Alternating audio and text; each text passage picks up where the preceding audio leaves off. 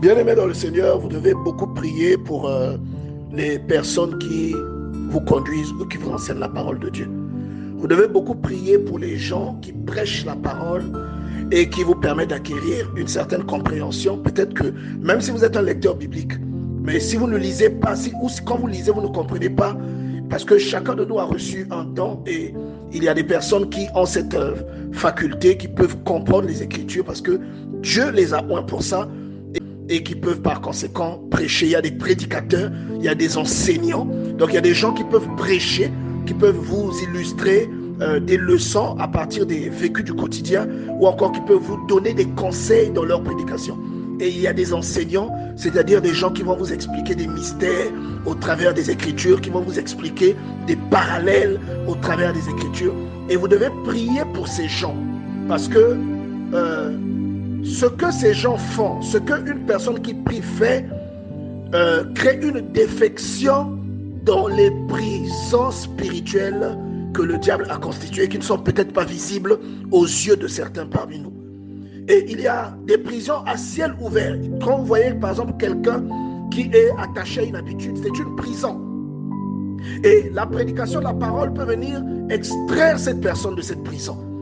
Mais ce que vous devez comprendre aussi, c'est que l'ennemi va chercher à attaquer. Vous avez vu ça dans la vie de l'apôtre Paul. Vous avez vu ça dans la vie de Jonas. Vous avez vu ça dans la vie, en l'occurrence, la parole que nous sommes en train d'étudier depuis hier, dans la vie de Élie. Vous voyez que Élie a fait quelque chose auprès des prophètes de Baal. Élie les a décapités. Et vous allez voir que par la suite, Jézabel menace Élie. Jézabel déclare à Élie que demain à la même heure, je ferai de ta vie ce que tu as fait de la leur. Ce qui est curieux, c'est que Élie était un prophète oint. Il a tué 450 prophètes bien-aimés dans le Seigneur, mais il a eu peur de Jézabel. Vous comprenez donc, quand on vous parle de Jézabel, il ne s'agit pas seulement de cette femme, mais il s'agit d'un esprit qui a une certaine puissance et qui peut contrôler certaines choses. Et donc, Élie, qui est en train de faire ce travail, est le symbole de l'Éphésiens 4, c'est-à-dire du pasteur, du prophète, de l'évangéliste, de l'enseignant, de l'apôtre, de toutes les personnes qui sont investies par Dieu pour renverser les œuvres du diable dans la vie des enfants de Dieu. Et vous devez prier pour ces personnes. Ces personnes ont besoin de votre assistance. Et on nous raconte les péripéties d'Élie. Et il arrive quelque part où il est fatigué et il demande la mort à Dieu. Nous avons parlé de ça hier. Il demande la mort. Et là, c'est quand le diable se dresse contre un serviteur de Dieu et que ce dernier est tellement attaqué de toutes parts. Quelquefois, c'est à sa vie personnelle que l'on s'attaque. Parfois, c'est le ministère qu'il est en train de conduire qui est attaqué. Et les attaques sont de diverses formes. Et bien aimé, lorsque c'est le cas, de fois la personne a besoin d'abandonner.